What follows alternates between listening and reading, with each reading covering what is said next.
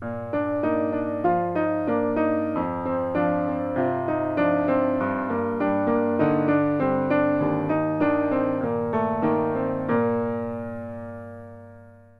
¿qué tal? Pase bien, ¿cómo están ustedes? Un gusto de compartir una vez más otra cápsula de la teología en nuestra vida con el padre Pablo Suder y hoy con un tema muy lindo que es presentar a Jesús como modelo de todo orante, la oración, ¿no? Hoy se habla mucho de meditación, de oración, de introspección, se habla demasiado del tema.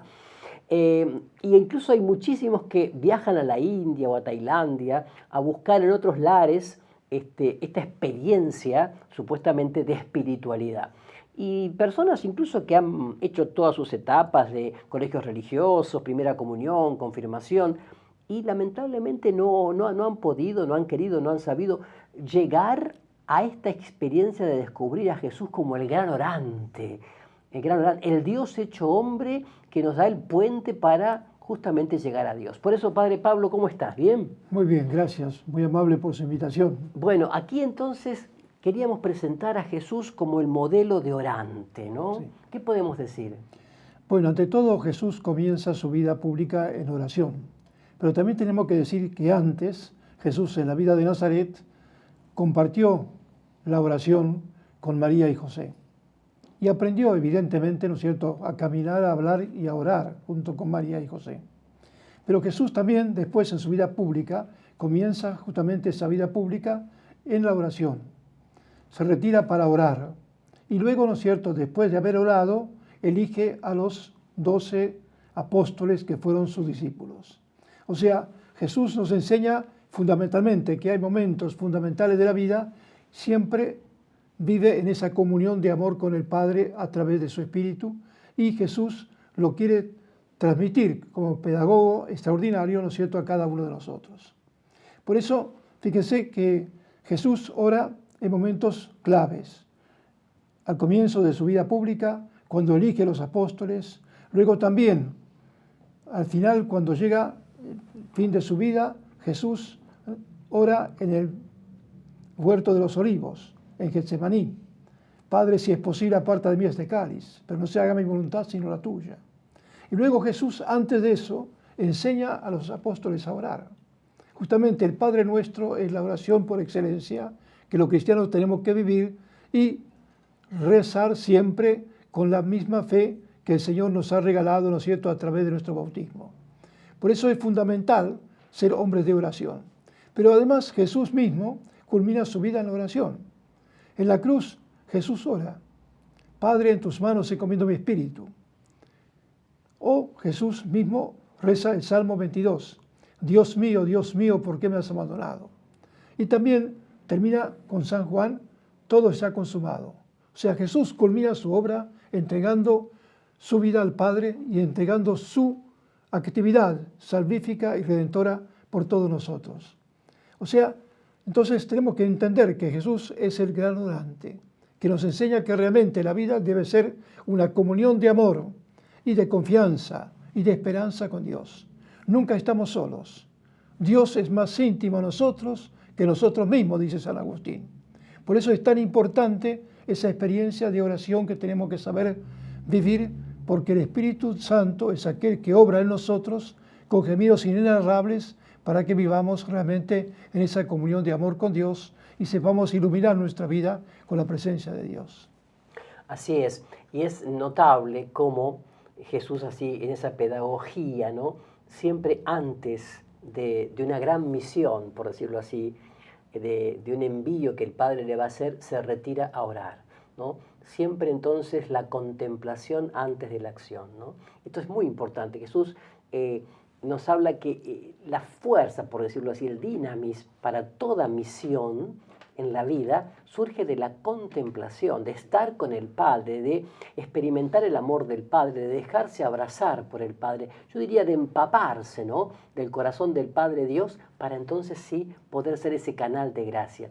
Y eso es lo que muestra Jesús. Incluso Él mismo se muestra frágil y débil en Getsemaní, pero ¿para qué? Para abandonarse en el Padre, para enseñarnos a nosotros esa oración de abandono y de confianza, ¿no? Padre, en tus manos encomiendo mi espíritu. No sé qué está pasando, pero si es posible que pase de mí este cáliz, pero que no se haga mi voluntad sino la tuya.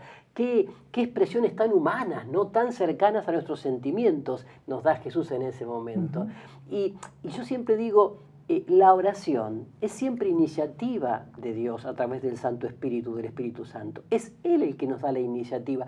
La oración no es una actitud voluntarista o psicológica de que yo voy a orar. Implica un montón de estas cosas, pero finalmente es una iniciativa de Dios. Cuando uno va a orar, es Dios quien tiene la iniciativa. Él nos da esa cita de amor. Y entonces allí surge este deseo de estar con Él, porque finalmente la oración es eso, ¿no? Sí. Es estar con Él, es descansar en su amor, es dejarse mirar por Él, es dejarse amar por Él.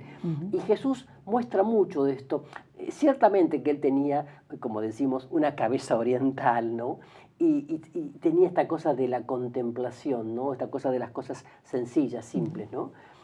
¿Cómo podrías resumir en tu experiencia de vida esto de la oración en tu vida? Porque aquí estamos con un teólogo, con un filósofo, con un docente de universidades extranjeras, nacional. ¿Cómo ora un hombre que tiene alta teología, alta filosofía? Ora con un corazón simple, claro. Claro, fundamentalmente saber que nuestras seguridades siempre son inseguras.